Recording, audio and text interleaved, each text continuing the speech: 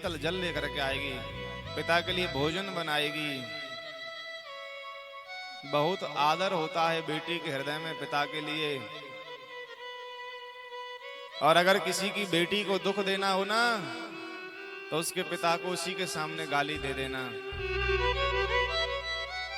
लड़ जाएगी महाराज वहीं पर वो बेटी जो है अपने पिता के लिए लड़ जाती है। कभी अपने पिता के लिए शब्द भाषण वह सुनना नहीं चाहती है। बेटी का विवाह हो जाए और बेटी जब ससुराल में हो और सास कर कुछ कह दे ना, तो उसके चरण पकड़ लेती है, माँ जी आप मुझे अपने घर की बहू का दर्जा बिल्कुल मत दीजिए, मुझे नौकरानी बना लीजिए, लेकिन मेरे पिता को, मेरे बाबूजी को कुछ गलत मत कहना, क्योंकि उन्होंने पूरे जीवन की कमाई मेरे विवाह में लगा दी और कुछ कम पड़ा तो उनके अभी कंधों से वह मेरी शादी का विवाह का कर्जा भी कम नहीं हुआ है अभी तो। उनकी चप्पलें घिस गईं मेरे विवाह के लिए। इसलिए आपको पाप लगेगा अगर आप मेरे पिता को कुछ कहेंगी, आप मेरे बाबूजी को कुछ कहेंगी। बेटी को बड़ा कष्ट होता है अगर कोई उसके पिता को कुछ भी कह दे महाराज। और वह पिता भी बेटी से इतना प्रेम करते हैं, इतना प्रेम करते हैं। पिता बेटी से बहुत प्रेम करता है। किसी पिता का जवान बेटा मर जाए, वह पिता रोता नहीं है, अपने दिल पर पत्थर रख लेता है। लेकिन जब उसी पिता की बेटी की शादी हुई हो और विदा होकर के जा रही हो महाराज, वह पिता उस दिन टूट जाता है, फूट फूट करके रोता है। उस दिन उसके नेत्रों से अश्रु प्रवाह बहता है। क्योंकि जिस घर में बेटी जन्म ले ना, बेटी तीन चीज अपने साथ लेकर के आती है, सुख, शक्ति और शांति। बेटी का विवाह हो ना, पिता 2 महीने पहले से भागेगा, दौड़ेगा, पूरी तैयारी करेगा। कहेंगे भैया आराम कर लो, भैया आराम का समय नहीं है, बेटी का विवाह है, पूरी तैयारी करनी है। और जब 2 दिन रह जाएंगे ना शादी के, तब तो रात में भी नहीं सोएगा, ना कुछ खाएगा ना पिएगा, नंगे पैर पूरा पैसा बेटी के विवाह में लगा देगा, लेकिन अपने लिए एक जोड़ी कपड़े नहीं खरीदता है वह पिता। क्योंकि मेरी बेटी अच्छे घर में जाए, अच्छा सब कुछ लेकर के चली जाए, उसके लिए करता है। और जिस दिन वह बेटी विदा होती है तो महाराज पिता पूरा टूट जाता है। उस घर की खुशियां चली जाती हैं। जब तक बेटी की शादी हो ना, पिता की जेबें पैसे से भरी रहती हैं, क्योंकि वह लक्ष्मी घर में बैठी है ना। बेटी गई, लक्ष्मी चली जाती है, सुख भी चला जाता है, पूरा आंगन रुदन से भरा रहता है। और बेटी की विदाई में परिवार वाले तो रोते ही हैं महाराज, लेकिन बेटी की विदाई में पूरा गांव रोता है। क्योंकि बेटी किसी एक की नहीं होती, बेटी सभी की होती है। सब रोते हैं और सबके चेहरे का भाव अलग अलग हो।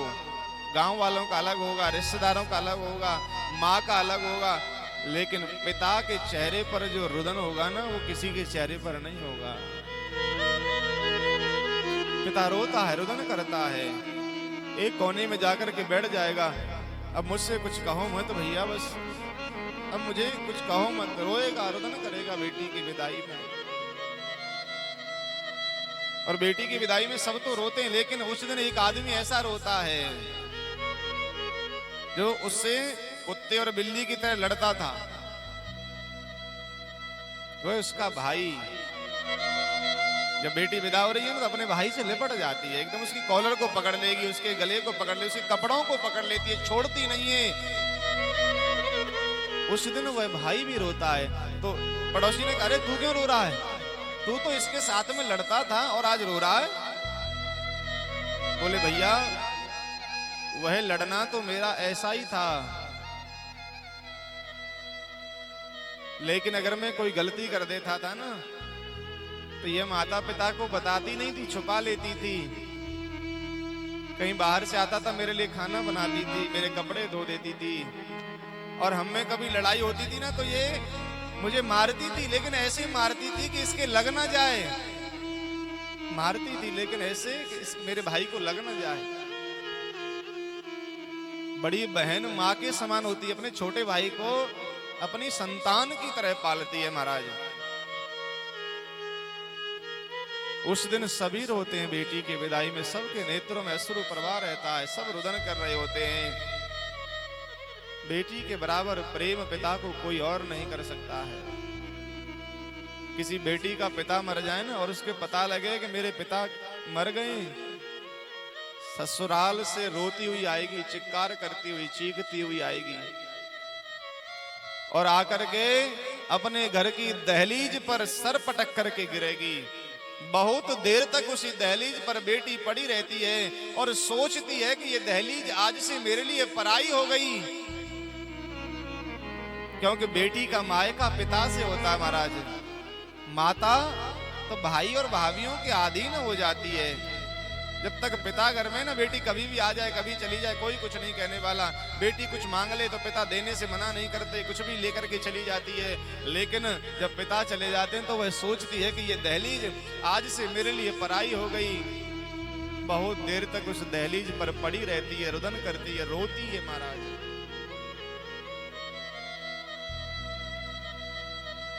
बेटी पिता का बहुत आदर करती है, बेटी के हृदय में पिता के लिए बहुत आदर होता है। बेटी जब जाए विदाई होकर के माँ से रुदन लिपट करके रोती है, माँ मैं जा रही हूँ माँ, और रो करके रुदन करके बेटी कहती है माँ से, मैं गोड़िया तेरे आंगन की माँ, मैं गोड़िया तेरे आंगन की माँ, मैं गोड़िया तेरे आंगन की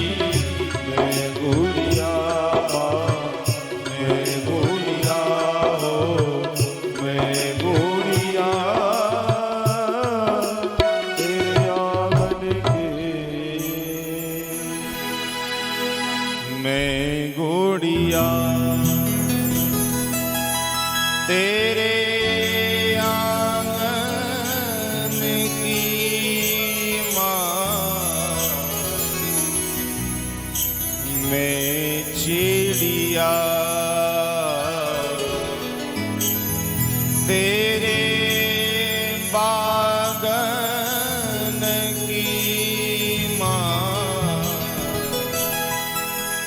मैं गुड़िया मैं गुड़िया।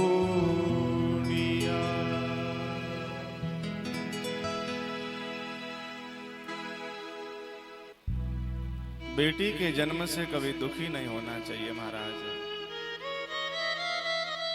बेटी का जन्म जब घर में हो तो अपने को धन्य मानिए कि मेरा जीवन धन्य बन गया है। भगवान ने मुझे इस लायक समझा है कि उन्होंने मुझे बेटी प्रदान करी, क्योंकि भगवान जिसके ऊपर भरोसा करते हैं उसी को बेटी प्रदान करते हैं महाराज। भगवान के भरोसे के पात्र आप, विश्वास के पात्र आप माने गए अगर आपके घर में बेटियां हैं तो। इसलिए कभी भी बेटी को दुखी नहीं, सुख प्रदान करना चाहिए। बेटे कुछ भी मांगते हैं हम आंख बंद करके उनको दे देते हैं, लेकिन बेटियां कुछ भी मांगे तो हमें उन्हें भी दे देना चाहिए महाराज। क्योंकि जो बेटी है ना, एक मीठी सी मुस्कान है बेटी, सच है कि मेहमान है बेटी, उस घर की पहचान बनने चली बेटी। जिस घर से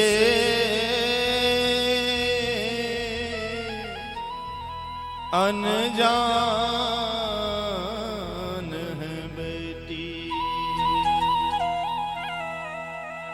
बेटियां लक्ष्मी स्वरूपा होती है महाराज।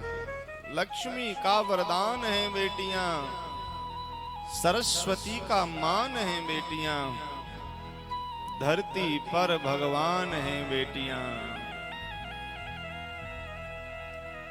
इसलिए बेटी कुछ मांगे ना तो पिता को मना नहीं करना चाहिए। जैसे बेटे को दे देते ना बिना सोचे समझे, वैसे बेटी को भी दीजिए। जितना आदर आप बेटे का करते हैं उतना आदर बेटी का भी होना चाहिए। बेटी का जब विवाह करें ना, मेरी जो मानसिकता है वो मैं आपको बता रहा हूं, बाकी तो संसार को कोई नहीं समझा पाया महाराज। कि बेटी का जब आप विवाह कर रहे हो और बेटी के विवाह में आपका 10 लाख खर्च होना है, तो मैं ये कह रहा हूं आप 5 करिए, और जो 5 लाख हैं वो बेटी के नाम फिक्स कर दीजिए। उसका जीवन, उसका भविष्य संवर जाएगा। वह अपने पैरों पर ससुराल में खड़ी रहेगी, उसको आदर और श्रद्धा के साथ देखा जाएगा वहां पर। क्योंकि आजकल लोग धन को सम्मान देते हैं महाराज। जिसके पास धन है ना उसी को सम्मान मिलता है। पिता को चाहिए कि वह इतना बहुत सारा टेंट में, गेस्ट हाउस, इनमें इतना खर्चा न करके उसमें आधा 20 लाख लगाना, 10 लाख खर्च करो, 10 लाख बेटी को दे दो, बेटी के नाम डाल दो, उसका भविष्य बनता रहेगा, बना रहेगा महाराज। जीवन में दुख नहीं मिलेगा, उसे कष्ट नहीं मिलेगा।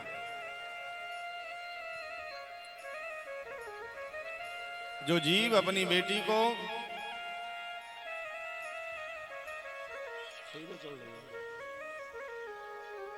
आदर और श्रद्धा के साथ, सुख के साथ विदा करते हैं, तो उनको यही कार्य करना चाहिए।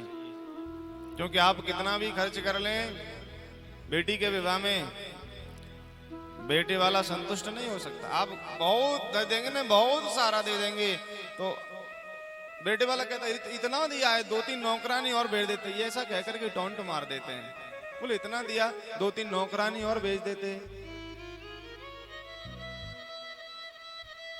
वे कभी संतुष्ट नहीं होंगे, आप कितना भी दे दीजिए। इसलिए जितनी आपकी सामर्थ्यता है आप आधा खर्च करके आधा बेटी के नाम पर डाल दें। कभी बेटी के विवाह में जाए ना, किसी की भी बेटी का विवाह हो, उस बेटी के विवाह के भोजन की निंदा नहीं करनी चाहिए कभी भी।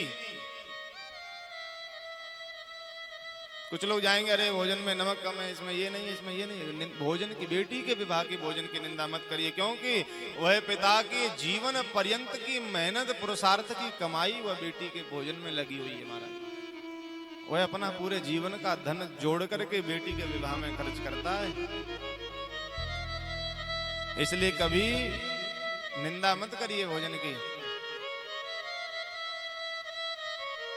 लेकिन लोग बाकी अन्य चीजों की निंदा करें ना करें, लेकिन भोजन की जरूर करते हैं, क्योंकि वे जाते ही भोजन खाने, कुछ को तो पता ही नहीं रहता है,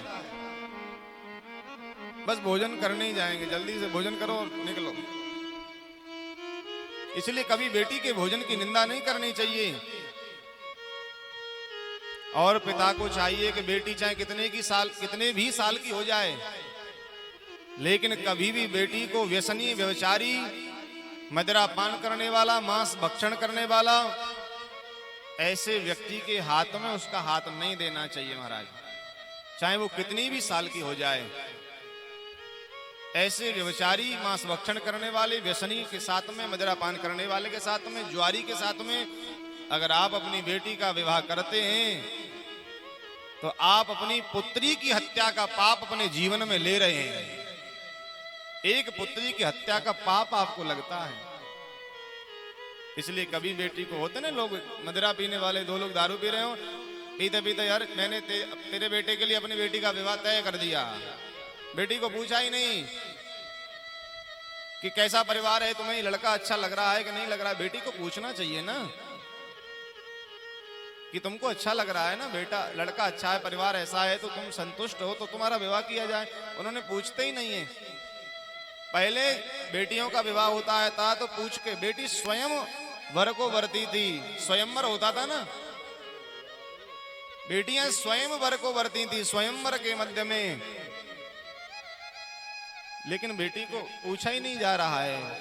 मदिरा पीते हुए, व्यसन करते हुए बेटी का विवाह किसी के साथ भी कर दिया। लेकिन बेटी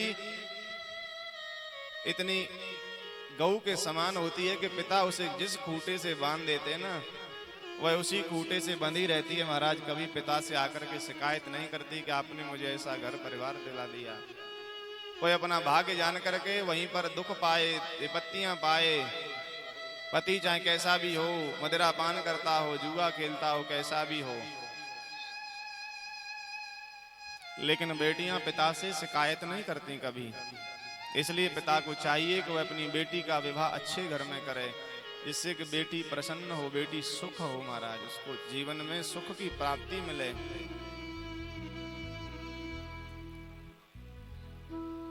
इसलिए जीवन में बेटियों का आदर करिए,